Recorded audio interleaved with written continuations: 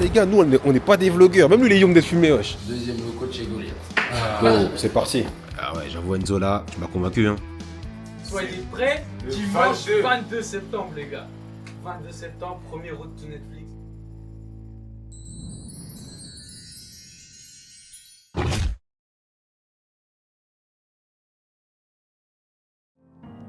Yo, la mort du production team, comment ça va? Ça fait un petit moment que là j'ai pas fait de face cam. Sur les tournages on a bien avancé, du coup bah forcément il y a un peu moins de choses qui se passent en backstage. Ça explique pourquoi avec Loïc aussi on se filme moins et vous avez moins de contenu.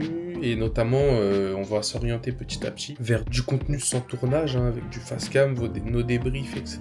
Beaucoup de mise en place par contre, parce que bah, on s'accorde avec les dispos des acteurs, les dispos de tout le monde. Mais voilà un petit peu pour le programme. Je vous mens pas que ça nous a mis une petite claque de prendre du retard.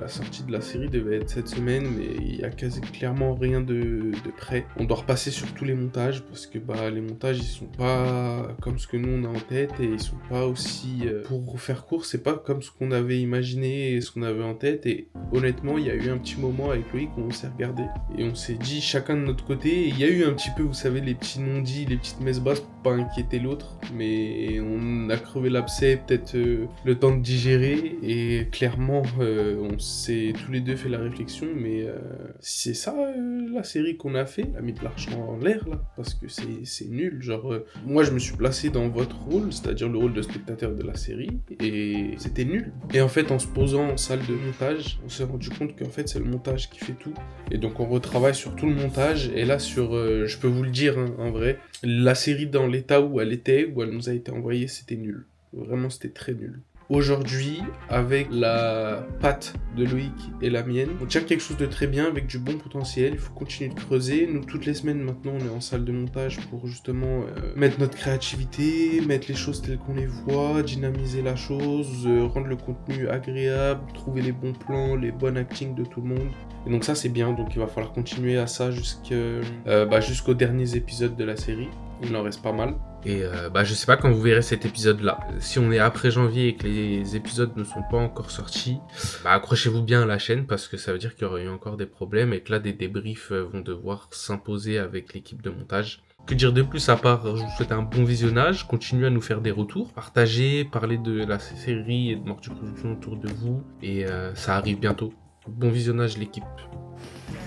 Les gars, vous vous en faites régaler. Sur le premier réel Instagram, 12 000 vues, sans promo, sans rien. J'étais avec la force de frappe du bouche à oreille. Franchement, merci à tous. Merci d'avoir partagé, commenté, aimé. Ça nous a vraiment donné beaucoup de force. Donc merci. Vous, quand vous allez voir ce message, ça fait déjà longtemps que les réseaux sociaux sont sortis, qu'on a commencé à envoyer tous les jours. Et on continue de vous envoyer de la qualité. Merci à tous. On reste ensemble les branchés.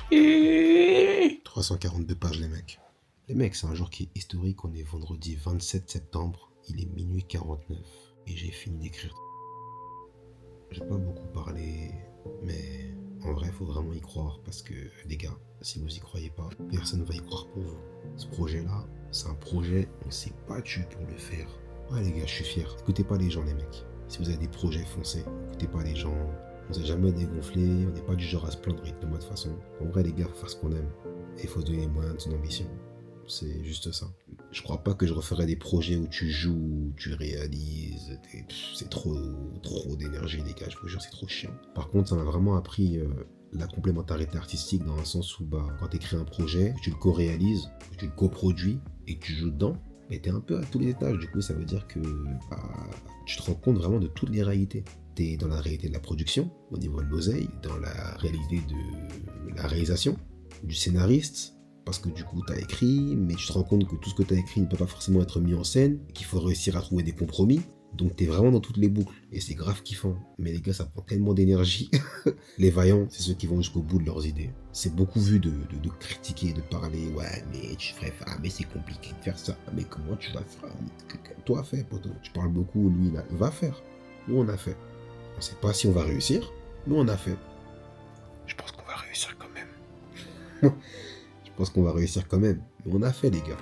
Yo les gars, je suis avec le petit frère là. La mission c'est quoi aujourd'hui? La mission. Avec TomTom on galère comme pas possible parce qu'on a envie de faire les choses en grand comme d'hab. On a une scène dans l'épisode 9 qui nous pose problème parce qu'il faut louer un putain de château. Et les mecs, quand on est en autoprod et que ça sort de nos poches, je peux vous dire que louer un château ça coûte un bras. On voit les prix, c'est hallucinant, c'est des 6K, 7K, 5K, 2 et tout, c'est chaud. Donc niveau orga, tous les gens qu'on doit déplacer, etc., c'est grave chaud. En stats, on a TomTom il a réussi à trouver une entrée de domaine, on va voir avec la ville, une espèce de domaine là où il y a des mariages, etc., qui peut être intéressant. Et j'ai eu l'idée tout à l'heure de voir dans une salle de théâtre pour faire la vente aux enchères dans une salle de théâtre, ça peut être intéressant. Donc là on est dans le théâtre de la ville, pas très loin, on va aller là-bas dans même pas une minute pour voir un peu et essayer de voir au niveau des entrées ce qu'on pourrait faire pour qu'il y ait une belle entrée donc dans le domaine et qu'après on puisse directement avoir les spectateurs à l'intérieur. Et l'intérieur c'est comme je vous dis un intérieur de théâtre, etc. Donc on va aller voir un peu là avec le petit frère, voir comment ça rend.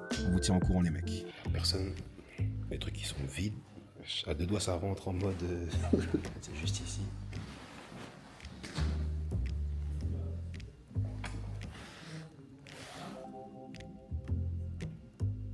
J'ai une réunion. C'est rien, une réunion peut-être on va demander. Bonjour, excusez-moi, on vous dérange 2 petites minutes. Alors en fait, je suis en train de faire un projet qu'on a associé et on aimerait voir si ce serait possible de venir pour louer du coup les gradins pour faire une scène ici. On aimerait faire une scène de vente aux enchères. Non, on est une compagnie, on est en résidence, mais Ok. faut demander au régisseur qui nous accueille. D'accord, ok. Vous travaillez pour quoi du coup? Nous, on est une compagnie. Une compagnie de danse. Ah, de danse, d'accord, ok. Autant pour moi. Je vous souhaite de la réussite alors. Beaucoup de courage parce que c'est pas facile. Oui, à la sortie des résidences, si vous voulez voir. Vendredi? Bah après, comme je vous dis, moi je suis sur un projet aussi de cinéma qui me prend beaucoup d'énergie, beaucoup de temps. Pas faire le menteur, vous dire que je vais venir, je vais pas venir. Mais vous avez toute ma force parce que je sais c'est quoi de faire un projet. Donc toute ma force à vous. C'est ça, merci, au revoir. Au revoir. Est-ce qu'on va venir ici? On va pas venir gros, wesh.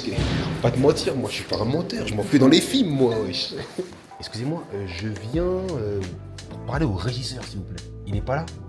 Mince. On a commencé à se renseigner un peu parce que du coup on est en autoprod, donc on se produit seul et c'est beaucoup d'argent qu'on sort dans nos poches. Et pour louer un château, c'est les 5 000 euros, 10 000 euros à deux, c'est... Ouah. Donc on essaie de voir en fait pour tricher un peu, le but ça serait d'avoir une salle qui est super stylée, qui en jette, et en vrai la salle de scène ici elle est top. Donc nous on aimerait tricher, c'est-à-dire qu'on aimerait commencer peut-être les plans devant genre sur un autre domaine, faire croire que c'est dans le domaine en question, et quand on rentre en fait on est directement dans la scène de théâtre là-bas. Faut que tu nous fasses une demande directement à notre élu, et puis je pourrais dire que je vous ai rencontré, et puis... D'accord. En gros, t'imagines un peu parce que là déjà on a tout, c'est bon, tout est carré là.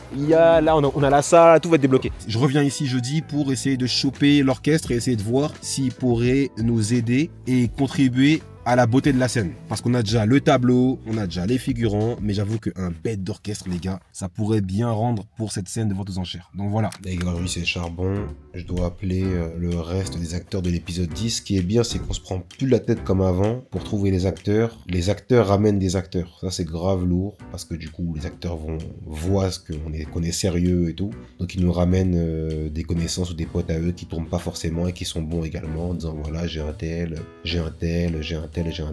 Donc au niveau des castings, c'est beaucoup plus rapide qu'à l'époque. Donc ouais, aujourd'hui au programme, je dois appeler pas mal d'acteurs pour boucler les derniers rôles. Ensuite, je dois envoyer une demande au théâtre qu'on puisse le rencontrer avec Thomas par rapport à la régie du théâtre où j'étais parti avec mon petit cousin. Et là, c'était Thibaut qui me disait qu'il avait kiffé la fin de la série. Et tu sais, moi de toute façon, je fais partie des puristes qui vont te dire que depuis que le téléphone a été inventé, ça casse un peu le rythme de toutes les séries où en 2 secondes, tu peux aller chercher l'information par téléphone alors que tu pourrais aller voir la personne en vrai et essayer de lui demander l'info. Il me donnait un peu ses retours aussi par rapport au fait qu'il y a beaucoup de scènes de téléphone. Bon, c'est un parti pris, donc je l'entends quand même. Et voilà les gars. C'est toujours super délicat d'arriver au moment où ça parle de sous.